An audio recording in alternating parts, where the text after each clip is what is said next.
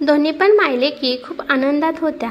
आई, माझे सासरचे मला म्हणाले आहेत की तुला सून म्हणून नाही तर मुलगी म्हणून आम्ही सांभाळणार आहे आणि निलेशला सरकारी नोकरी आहे, त्यामुळे मला त्यांच्यासोबत राहायला आवडेल, मला पूर्णपणे स्वतंत्र मिळेल। माझी सासू तर एवढ्या मोठ्या विचाराची आहे की मला तर खूप आनंद वाटत आहे। वैशाली हसत हसत तिच्या आईला नेहाताईला सांगत होती, हा बाळा, तुझ्या सासूबरोबर कावेरीताईबरोबर बोलून माझं सगळं टेन्शन निघून गेलं आहे। माझी मुलगी तिथं राणीसारखी राज्य करेल। जशी तू माहेरमध्ये लाडात वाढली तिथं पण त्याच प्रकारे तू राहणार आहे। अगं सुनबाई, तू काय डोळे मोठे मोठे करून आमच्याकडे पाहत आहे? लगेच आम्हाला नजर लावू नकोस। पटकन सगळ्यांना स्वयंपाक बनव आणि हो, जेवणात कशाची पण कमी करू नकोस। भरपूर तेल मसाला वापर। शेवटी पाहुण्यांना तरी कळू दे की माझ्या मुलीच्या माहेरी खाण्यापिण्याची कशाची पण कमतरता नाही। आणि हो, तुझ्याकडून कोणती तरी गडबड झाली तर मग गाठ माझ्याशी आहे। नेहाताई रागात म्हणाल्या, हो आई, वहिनीला नीट समजावून सांग, त्यांच्यामुळे माझ्या होणाऱ्या नवऱ्याला आणि सासूला कोणता पण त्रास झाला नाही पाहिजे। आणि हो, वहिनीला सांग की काम व्यवस्थित कर, नाहीतर त्यांना वाटेल की या घरची सून आळशी आणि कामचुकार आहे। आणि माणसाला मान द्यायला पण शिकव वहिनी, नाहीतर पुढे जाऊन मला त्रास होईल। वैशाली तिच्याच नादात बोलत होती, पण तिची वहिनी हेमा उशिरा रात्री कोचिंग क्लासेसचे मुलांचे पेपर काढत होती, त्यामुळे रात्री तिला झोपायला उशीर झाला। त्यामुळे सकाळी लवकर उठल्यामुळे हेमाचं डोकं फार दुखत होतं। हेमाला एक कप चहा करून पिऊ वाटत होता, परंतु काम एवढं होतं की तिला काहीच समजत नव्हतं। सकाळपासून हेमा हॉल साफ करत होती, किचन साफ करत होती, घराचे पडदे आणि बेडशीट वगैरे व्यवस्थित ठेवत होती। आणि एवढं सगळं करून पण तिला कोण दोन शब्द प्रेमाने बोलत नव्हते। एका वर्षापूर्वीच हेमाचं लग्न नेहाताईच्या मुलासोबत करणसोबत झालं होतं। लग्नाच्या आधी नेहाताई आणि हेमाच्या आईला म्हणाल्या की आम्ही तुमच्या मुलीला माझ्या मुलीप्रमाणे वैशालीप्रमाणे सांभाळेल। आम्ही तुमच्या मुलीला एका राणीसारखं ठेवेन, तिची प्रत्येक इच्छा आम्ही पूर्ण करू। आता तुम्ही म्हणत होता की तुमच्या मुलीला नोकरी करायची आहे, तर ठीक आहे, लग्न झाल्यावर पण तुमची मुलगी नोकरी करू शकते, याची परमिशन मी आताच देते आणि घरातली कामं करण्यासाठी मोलकरीण आहे। आपली सून जर बाहेर जाऊन नोकरी करेल तर हे आमच्यासाठी अभिमानाची गोष्ट आहे, आम्हाला खूप गर्व वाटेल। पण जसं हेमाने सासरी पाऊल टाकलं तसं हेमाच्या मनासारखी कोणतीच गोष्ट घडत नव्हती। हेमा सकाळच्या वेळी तू लवकर उठून आंघोळ करून सगळ्यांसाठी नाश्ता बनवायचा आणि त्यानंतर सासऱ्यांचा टिफिन, लहान दिराची कॉलेजला जाण्याची तयारी, त्याचा सुद्धा टिफिन आणि नाश्ता सगळ्यांच्या पसंतीनुसार बनणार आहे। आणि हो, कोणाला काय पसंत आहे हे सगळं मी तुला एका कागदावर लिहून देते। पण सासूबाई, मला माझं ऑफिस जॉईन करायचं आहे। अगं, तुझ्या मनाने काय होणार आहे? जर तू ऑफिसला गेली तर हे घरातलं काम कोण करणार आहे? तुला वाटत आहे का हे सगळं मी पाहावं? पण हे शक्य नाही। एवढ्या वर्ष मी पाहिलं, परंतु आता माझ्या अंगात तेवढी ताकद नाही।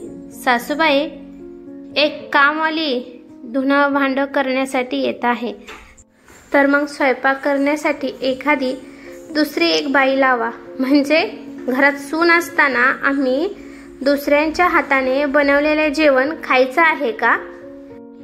आपल्या घरात स्वयंपाक फक्त सूनच बनवते आणि तेच खाल्ले जाते।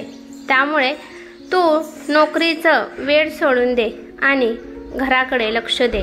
आणि अजून एक, लवकरात लवकर आम्हाला नातवंडाचं तोंड पाहायचं आहे, ते पण लक्षात ठेव। हेमाचा नवरा कामानिमित्त 15 दिवस बाहेर राहत होता। हेमाने तिच्या नवऱ्याला सांगितलं की सासूबाई मला नोकरी करून देत नाहीत।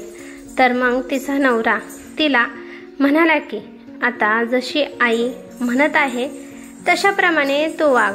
अगं, काही दिवसांचाच प्रश्न आहे, एक ना एक दिवस सगळं ठीक होईल आणि मग मी तुला नोकरी करण्यापासून अडवणार नाही।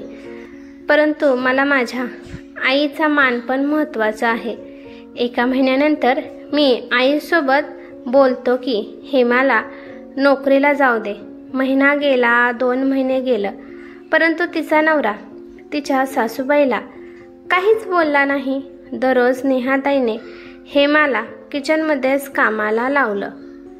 त्या घरात हेमाला कोणतंच महत्त्व दिलं जात नव्हतं। तिला कोणताच निर्णय घेण्याचा अधिकार नव्हता। पण हेमाने हार मानली नाही, ती ऑनलाईन ट्युशन घेऊ लागली। हेमाच्या नणंदचं एकदाचं धूमधडाक्यात वैशालीचं लग्न झालं। पण हळूहळू नेहाताई आणि वैशालीच्या चेहऱ्यावरचे रंग उडाल्यासारखे दिसू लागले आणि हळूहळू वैशालीचं सुद्धा माहेरी येणं बंद झालं।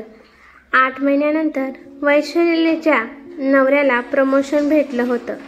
त्यामुळे तिच्या सासूने कावेरीताईने एक पार्टी ठेवली होती आणि जेव्हा हेमाच्या घरचे वैशालीच्या घरी गेले तेव्हा त्यांना पाहिलं की एकटीच वैशाली पूर्ण घराचा बोजा उचलत होती, एकटीच सर्वत्र काम करत होती आणि मधी तिची सासू तिला टोमणे पण मारत असायची। टोमणं ऐकून वैशालीचा चेहरा नाराज व्हायचा। पण हे सगळं पाहून नेहाताईला खूप वाईट वाटलं। शेवटी पोटच्या मुलीला त्रास झाल्यावर कसं होतं हे त्यांना आज समजलं होतं। नेहाताईला सगळं काही दिसत होतं, परंतु त्या काही सुद्धा बोलू शकत नव्हत्या। पार्टी झाल्यावर हळूहळू पाहुणे जाऊ लागले। शेवटी नेहाताई म्हणाल्या की आम्ही निघतो म्हणून निघायला लागले। तेव्हा तिथं वैशाली आली आणि म्हणाली की आई, थोड्या वेळ थांब ना, आपण तर बोललोच नाही। हे सगळं बोलणं वैशालीची सासू कावेरीताई ऐकत होत्या।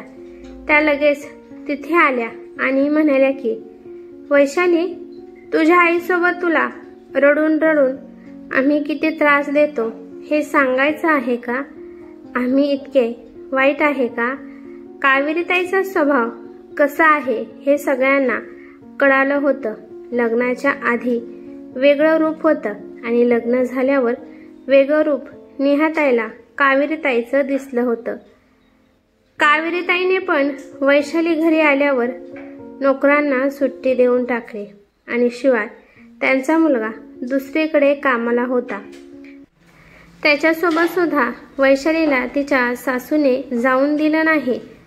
आपण असं म्हणू शकतो की वैशालीने आणि नेहाताईने जसा छळ हेमाचा केला होता तसा छळ आता वैशालीला भोगावा लागत होता। तेव्हा एक आवाज आला आणि ती म्हणाली की आंटी, तुम्ही हे बरोबर केलं नाही। तुम्ही लग्नाच्या आधी आम्हाला सांगितलं होतं की तुम्ही वैशालीताईला या घरात मुलीसारखी वागणूक देणार आहे आणि त्यांची खूप काळजी घेणार आहे। परंतु वैशालीताईची तब्येत किती खराब झाली आहे, तुम्ही अशी त्यांची काळजी घेत आहात का? असं पण वैशालीताईंच्या मिस्टरांची पोस्टिंग खूप लांब आहे, त्यामुळे त्यांना येण्या जाण्यासाठी काही महिने लागतात। तर मग तुम्ही वैशालीताईला त्यांच्या मिस्टरांसोबत तिकडे पाठवून द्यायचं असतं। मला एक सांगा, तुम्ही सून फक्त या घरासाठीच आणली आहे का, किंवा तुमच्या मुलासाठी? कशासाठी तुम्ही सून आणली आहे? तुमच्या घरात नवरा बायकोला एकत्र राहण्याचा अधिकार नाही का? जर असं आहे तर तुम्ही ही गोष्ट आम्हाला लग्नाच्या आधीच सांगायची असते. आम्ही आमच्या वैशालीताईचं लग्न दुसरीकडे लावून दिलं असतं, जिथं तुमच्या एवढा पैसा नसेल, परंतु नवरा बायको एकत्र राहिले तरी असते. हेमाच्या या बोलण्यावर तिथे शांतता पसरली. पण कावेरीताई एवढ्या लवकर त्यांची चूक मान्य करणार नव्हत्या. त्या हेमाला म्हणाल्या की, हेमा, तू पण शिकलेली आहे, तरी पण तू गृहस्थीमध्ये का अडकून पडली आहेस? तुझी पण सासू तुला नोकरी करून देत नाही. शिवाय तुझा पण नवरा 15-20 दिवस बाहेर असतो, तेव्हा तुझी पण सासू तुला नवऱ्यासोबत का पाठवून देत नाही? तरी पण तू तुझ्या नणंदची बाजू का घेत आहेस? आता मी यात नवीन काय केलं आहे असं मला वाटत नाही. प्रत्येक सासूला वाटतं की सुनेने आपली सेवा करावी.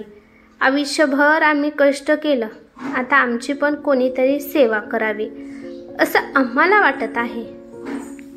तुम्ही माझ्याबद्दल पूर्ण माहिती न घेता वैशालीताई आणि माझ्यामध्ये तुलना कशी करू शकता?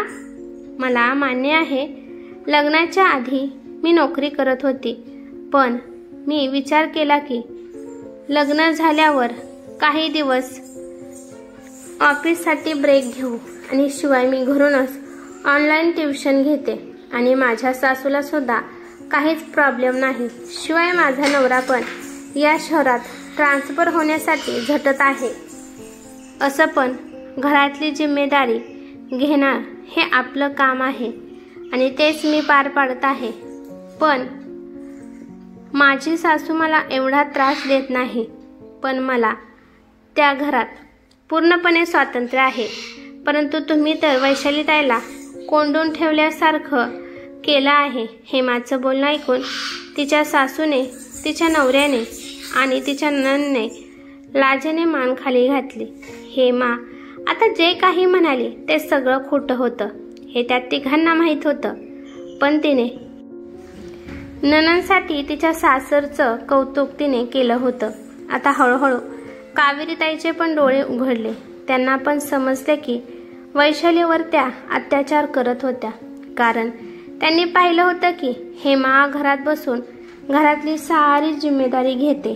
त्याप्रमाणे कावेरीताई पण वैशालीकडून हे सर्व कामे करून घेत होत्या. खूप रात्री हेमा आणि तिचा परिवार घरी आला. दुसऱ्या दिवशीच हेमाच्या सासूने हेमाला तिच्या नवऱ्याबरोबर पाठवून दिले आणि म्हणाल्या की तुला नोकरी करायची असेल तर तू करू शकतेस. त्याची सुद्धा परमिशन मी दिली. कावेरीताईंना पण आता पश्चाताप होऊ लागला होता की नवऱ्या बायकोच्या पवित्र नात्याला त्या लांब ठेवत आहेत. त्यामुळे वैशालीला सुद्धा त्यांनी त्यांच्या मुलाकडे पाठवून देण्याचा निर्णय घेतला आणि त्यामुळेच नणंद भावजाईमध्ये गोडवा आला होता. अशा प्रकारे त्या घरात आता सुनांना महत्त्व मिळाले होते. त्यांना पण त्यांच्या इच्छा पूर्ण करता येत होत्या. ही कथा कशी वाटली ते मला कमेंट करून नक्की सांगा. कथा आवडली तर लाईक शेअर नक्की करा आणि चॅनलवरती नवीन असाल तर चॅनलला सबस्क्राईब करा. धन्यवाद.